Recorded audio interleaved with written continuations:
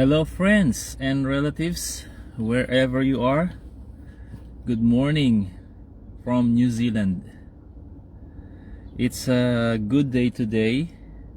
Sunny a while ago, but now it's cloudy. It's 10:50 in the morning here in New Zealand.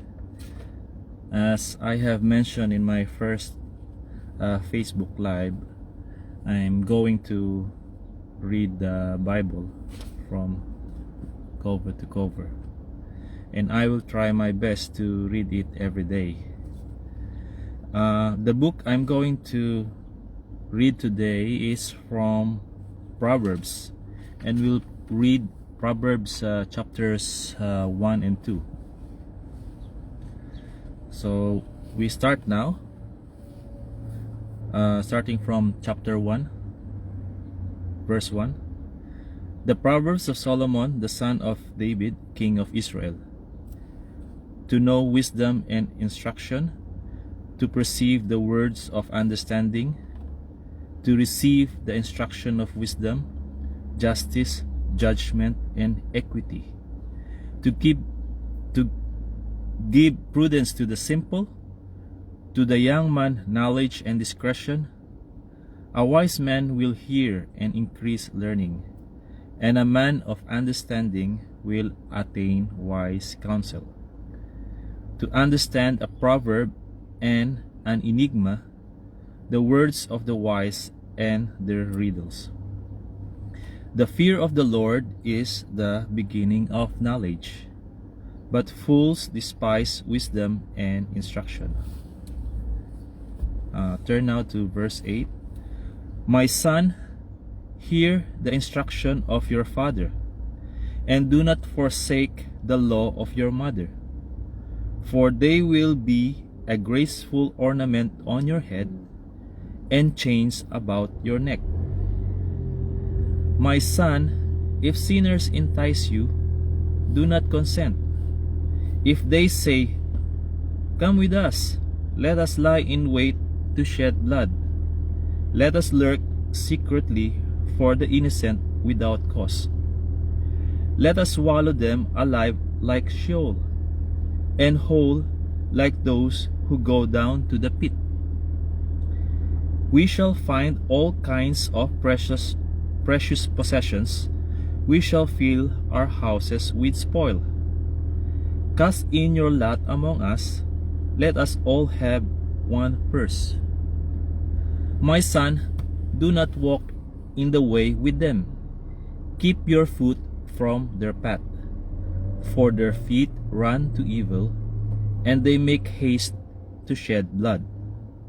Surely in vain the net is spread in the sight of any bird, but they lie in wait for their own blood. They lurk secretly for their own lives. So are the ways of everyone who is greedy for gain. It takes away the life of its owners. So we continue now on verse 20. Wisdom calls aloud outside. She raises her voice in the open squares. She cries out in the chief concourses, at the openings of the gates in the city. She speaks her words. How long, you simple ones, will you love simplicity? For scorners delight in their scorning, and fools hate knowledge. Turn at my rebuke. Surely I will pour out my spirit on you. I will make my words known to you. Because I have called and you refused, I have stretched out my hand and no one regarded.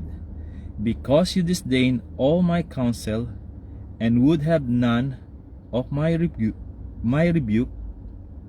I will also laugh at your calamity.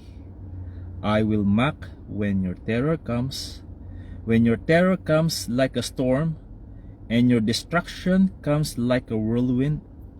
When distress and anguish come upon you, then they will call on me, but I will not answer.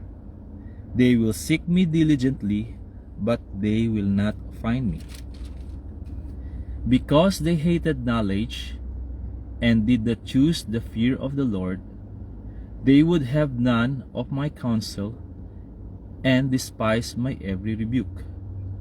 Therefore, they shall eat the fruit of their own way and be filled to the full with their own fancies.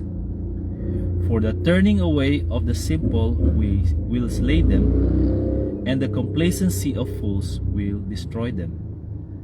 But whoever listens to me will dwell safely and will be secure without fear of evil. So we continue now on chapter 2, verse 1. My son, if you receive my words and treasure my commands within you, so that you incline your ear to wisdom and apply your heart to understanding. Yes, if you cry out for discernment and lift up your voice for understanding, if you seek her as silver and search for her as for hidden treasures, then you will understand the fear of the Lord and find the knowledge of God. Verse 6. For the Lord gives wisdom, for his mouth come knowledge and understanding. He stores up sound wisdom for the upright. He is a shield to those who walk uprightly. He guards the paths of justice and preserves the way of his saints. Then you will understand righteousness and justice, equity and every good path. Verse 10. When wisdom enters your heart and knowledge is pleasant to your soul, discretion will preserve you. Understanding will keep you, to deliver you from the way of evil, from the man who speaks perverse things, from those who leave the paths of uprightness, to walk in the ways of darkness, who rejoice in doing evil, and delight in the perversity of the wicked, whose ways are crooked, and who are devious in their paths, to deliver you from the immoral woman, from the seductress who flatters with her words, who forsakes the companion of her youth, and forgets the covenant of her God. For her house leads down to death, and her paths to the dead. None who go to her return, nor do they regain the paths of life. So you may walk in the way of goodness, and keep to the paths of righteousness. For the upright will dwell in the land, and the blameless will remain in it. But the wicked will be cut off from the earth, and the unfaithful will be uprooted from it. So, okay, friends and relatives, that's all for now. To God be the glory, honor, and praise. So, see you next time on Bible reading. Bye-bye.